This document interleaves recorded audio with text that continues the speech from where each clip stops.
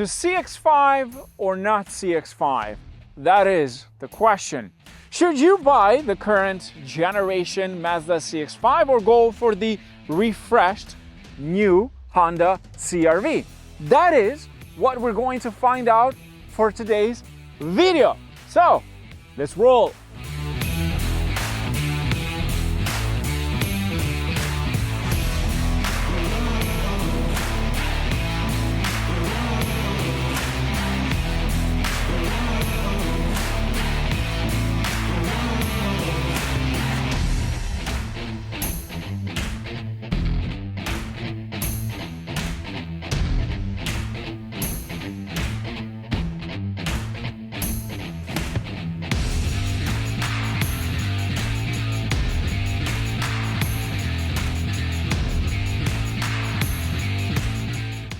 You're probably wondering, two white cars? Yes, I know, I didn't choose them. They actually ended up being white. And I also didn't pick these white shoes for today. Total accident. Maybe it was just meant to make the entire video a bit more interesting. Now, let's talk about these two. First of all, what do we have in terms of the trims? In here, we have the Mazda CX5 Signature with a bit of a facelift. And on this side, we have the non-hybrid CRV. This is the new generation CRV. I've done a full review on it. Of course, you can find the link in the description below, maybe somewhere around here. Let us start first with the exterior design. Which one do I like the most?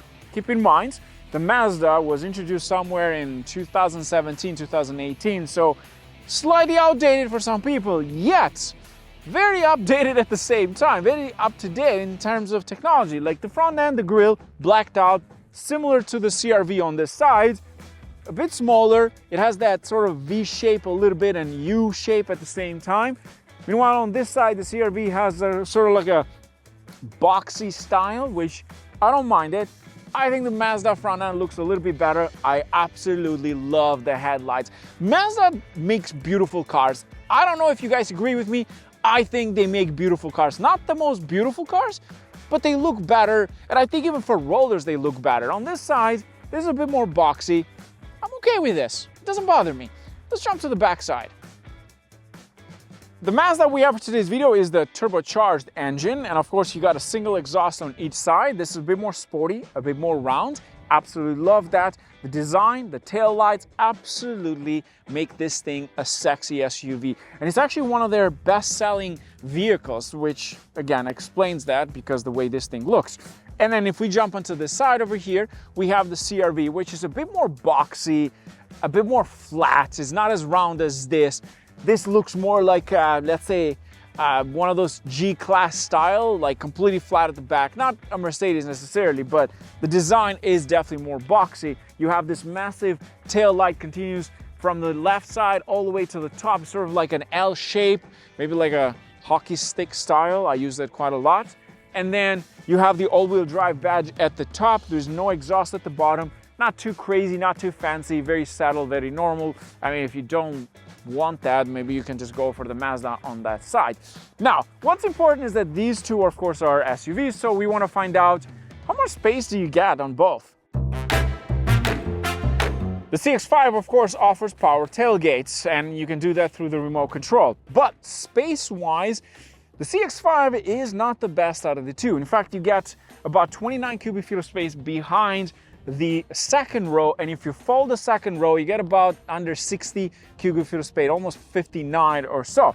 The next thing we want to talk about is the CRV, because this thing is huge. In fact, you can tell it's bigger than the Mazda just by looking at them, so you can also figure out the actual space. The tailgate in here as well, it is power. You press the button over there, it opens up automatically, of course, also hands-free. But if you look carefully in here, look at how much space you get in this. And you get about 36.3 or so cubic feet of space behind the second row. And if you fold everything, you're looking at about over 75 cubic feet of space. But look how deep this thing is. Like, I could be maybe the sixth passenger in here easily. So much space. But the other thing is that because this is not the hybrid, if you lift this part over here, now you get spare tire. But if it's the hybrid, in here there's that electric motor and the battery and so on. So this is occupied, so you don't get that space when you get the hybrid model. But I have to say, that's huge. That is much bigger than what the CX5 offers. Now, let's move on to the second row. First of all, how do you fold the seats in the second row? Well, you have the levers located at the top, so you can fold the seat over here, and then these two fold together. So you don't get 3 folding seats. And space-wise, I'm gonna get in. I have set, and I apologize for my hairs because extremely windy today. I've set the seat in front as if I am the driver or the passenger in this case, just to give you an idea how much space you get. Nice headroom. We don't get heated seats in the back with the Signature. That's a bit disappointing. There is no full panoramic roof in this. There's just a sunroof. There's just a light at the top. Space-wise, I'd say it's comfortable. It's very deep. That's one thing I noticed with this. But in terms of leg room, it's close. It's close to the seat in the front, so I'd have to like go a little bit back here, but not too bad. I will not complain too much, not too bad. Now let's jump into the CRV over there. Let me show you how much space you get in that one. Okay, how do you fold the seats? Well, similar to the Mazda CX5, in this case, you can fold this completely flat. The difference is that because the back trunk area for the CRV is deep, you have this sort of like a bump over here, so it's not totally flat when you fold the seats. But this part here is flat. You do the same thing, and on that side you got 2 + 1. To get in, okay, you notice the difference here right away. You're sitting a lot higher off the ground in the CRV, and I have more visibility on the front sides. You can tell I'm sitting a lot higher here. Space-wise, a bit more leg room. Headroom, I find the CX5 to have a bit more headroom in comparison to the CRV here.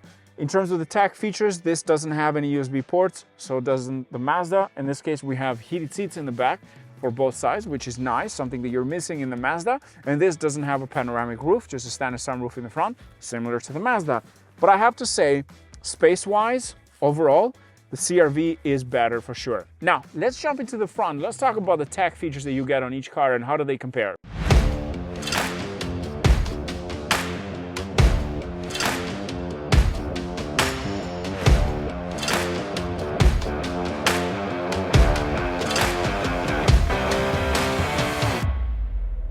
Okay, into the CRV. Now, of course, this is new for this year. It's a new generation, so you're getting a different interior in comparison to the older one, but this is also very similar to the Civic. Similar design overall. Here's what you got. You got heated steering wheel. There's a wireless charging pad. It doesn't have any crazy driving mode. There's just like a standard driving mode. There's a shifter in the middle that it has sport mode for transmission, and then you have a lower shifting as well. There's a touchscreen infotainment display, which is not the biggest in the market, but it does the job just fine.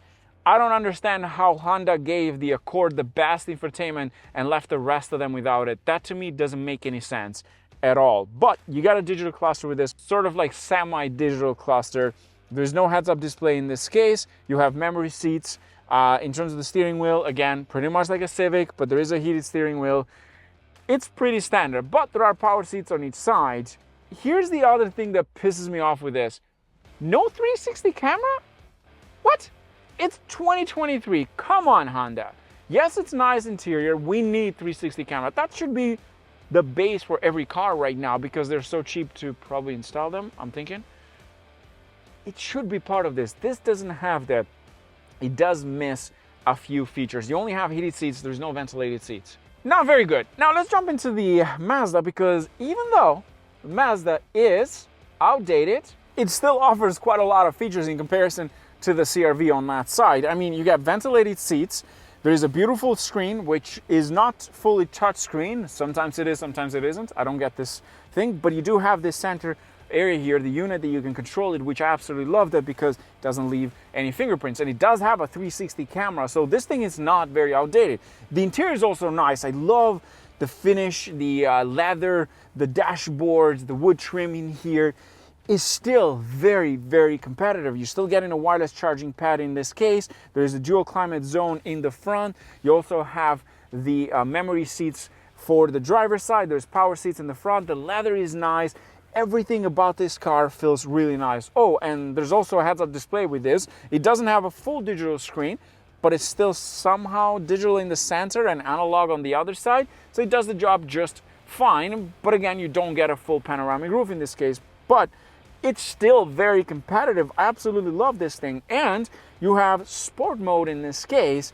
And the next thing I want to mention about this is what's under the hood. We have a 2.5 liter 4-cylinder turbocharged engine. This thing on premium makes 250 brake horsepower. You can also, of course, opt out for the non-turbo version. In this case, with no premium, this makes about 227 brake horsepower. On that side, the CRV, yes, it does offer a hybrid, which gives you better fuel efficiency, but with the one that we have for today's video, 1.5 liter turbocharged 4-cylinder engine, you only make 190 horsepower. And let me tell you this, the power difference on the road is very noticeable. You put your foot down on this Mazda and this thing goes. You put your foot down on the CRV, it will get there. It will get there. The good news is that both are all-wheel drive, and the CRV does offer a front-wheel drive option, but if you live in Canada, what's the point?